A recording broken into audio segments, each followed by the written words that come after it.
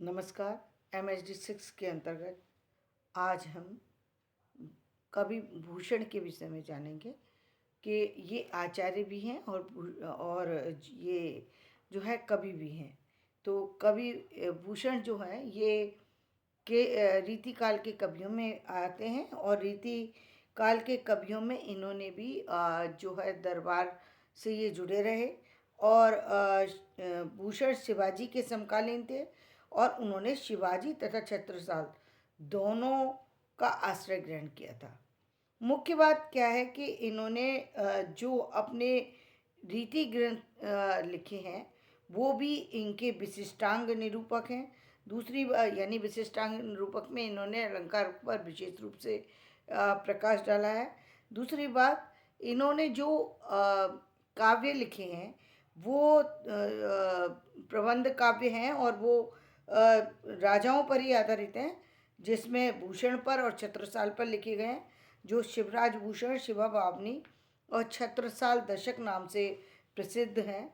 साथ ही इन्होंने जो एक मतीराम के ललित राम के 100 अलंकारों के अतिरिक्त 5 शब्द अलंकारों का भी समावेश इन्होंने किया है। यानी 100 जो है मतीराम ने 100 अलंकार के बताए, उसके अलावा 5 और नए अलंकारों को का भी इन्होंने समावेश किया है।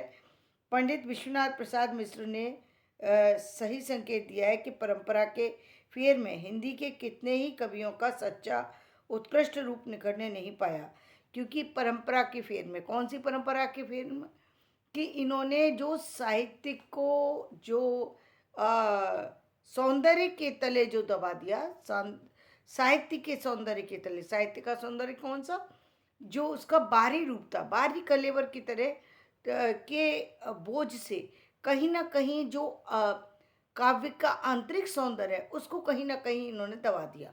इन्होंने अपने अलंकारों का प्रदर्शन इतना अधिक किया है, इतना अधिक किया है कि उसके प्रभाव से वीर रस भी कहीं ना कहीं दबा हुआ महसूस होता है। भूषण के लक्षण कई स्थानों पर अस्पष्ट भी मालूम देते हैं। भूषण की काव्य रीति का अच्छा अभ्यास नहीं था उनको, का मतलब रीतिकालीन सौंदर्य को दिखाने के लिए कहीं ना कहीं अपने काव्य रूप को पूरी तरह से प्रकट नहीं कर पाए हैं। महेंद्र कुमार का मानना है कि भूषण के काव्य में वीर रस की व्यंजना के स्थान पर राज विषयक रति का परिपाक हो गया है, क्योंकि वाणी के ओज पर पूर्ण दृष्टि रहने के कारण सामान्य रूप से उन तत्वों का निर्वाह नहीं कर पाए हैं जिनमें वीर रस का परिपाक होता है। साथ ही साथ इनके 2 मुक्तक ग्रंथ शिवा बावनी और छत्रसाल दशक में इनका कवि रूप अधिक उभर सका है। इन दोनों की अपेक्षाकृत इनका शिवा बावनी और छत्रसाल दशक ये जो है, इसमें इनका कवि रूप शिवराज भूषण से कहीं अधिक प्रकट हुआ है। वीर रस के साथ साथ अद्भुत, भयानक, बीभत्स और रौद्र रस भी इन्होंने प्रस्तुत किया है।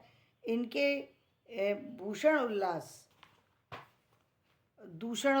और भूषण हजारा भी यदि उपलब्ध हो जाते हैं तो इन्हें संभवतः आचार्य के रूप में प्रतिष्ठा मिल सकती है। इन्होंने ये 3 ग्रंथ और लिखे हैं, लेकिन ये इस समय उपलब्ध नहीं। यदि ये उपलब्ध हो जाते हैं तो ये आचार्य के रूप में इनकी प्रतिष्ठा हो जाती है। यानी ये पहले उपलब्ध थे, इस समय कहीं उपलब्ध नहीं है, इसलिए इनकी जो आचार्य के रूप में जो इनकी छवि है वो उतनी उभर कर के नहीं आती जितनी मतीराम की आई है या केशव देव के। सबसे प्रमुख तो केशव देव हैं, क्योंकि उन्होंने सारे काव्य लक्षणों को आधार बनाया है। जितने काव्य के जो भी अंग हैं वो सबको आधार बनाया है।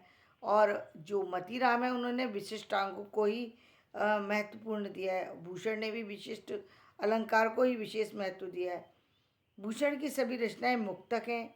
इनकी साहित्यिक भाषा ब्रज है और इनकी रचनाओं में एक चीज़ है कि ये मुक्तक शैली से प्रभावित है। जैसे भूषण के छंद में आवेग और अनुभूति की एकता है, जैसे इंद्र जिमि जम्ब पर बाड़ब सुअंब पर, रावण सदम्भ पर रघुकुल राज है, पौन बारी बाह पर शंभु रतिनाह पर, जो सहस बाहु पर राम द्विज राज है, दावा द्रुम दंड पर चीता मृग झुंड पर, भूषण वितंड पर जैसे मृगराज है, तेज तम अंश पर कान जिमी कंस पर, जो मलेच्छ वंश पर शेर शिवराज है। तो यानी इन्होंने जो इनका पूरे पद को पढ़ने के बाद ये पता लगता है कवि अत्याचारी के खिलाफ लड़ रहा है, अत्याचारी की नहीं अत्याचार के खिलाफ लड़ रहा है। कविता में आक्रोश का भाव है, कवि आश्रयदाता में प्रतिपक्षी के प्रति आक्रोश बढ़ता हुआ दिखाई देता है। ये आक्रोश दमन के विरुद्ध है। भूषण की चिंता के केंद्र में सामाजिक अव्यवस्था पतनोन्मुखता है। वीर रस की कविता डिंगल में ही हो सकती है, इस मिथक को भूषण ने तोड़ दिया है। यानी डिंगल, जैसा कि हमने बताया था, राजस्थानी से प्रभावित भाषा को डिंगल कहा जाता है। ब्रज भाषा से प्रभावित क्योंकि ये रचना है, इसलिए उन्होंने ये दिखाने की कोशिश की है कि केवल राजस्थानी शैली में ही वीर रस को नहीं लिखा जा सकता, ब्रजभाषा में भी वीर रस को प्रकट किया जा सकता है। ये बात इन्होंने बताने की, भूषण ने बताने की कोशिश की है। इस मिथक को भूषण ने तोड़ दिया है। काव्य साहित्य के इतिहास में ये भूषण का मौलिक योगदान है। ये काव्य में मौलिक योगदान है कि इन्होंने डिंगल की बजाय पिंगल भाषा का प्रयोग करके वीर रस को प्रस्तुत किया है। तो इसी के साथ में अपना ये भूषण के संबंध में जो इनके काव्य की विशेषताओं को मैंने प्रकट किया है, जो इनके आचार्य रूप को प्रकट किया है, तो वो सूक्ष्म में प्रकट किया है। बाद में कहीं बड़े रूप में भी इसको प्रस्तुत करने की कोशिश करेंगे। तो धन्यवाद। मेरा वीडियो पसंद आए लाइक करें, शेयर करें, सब्सक्राइब करें।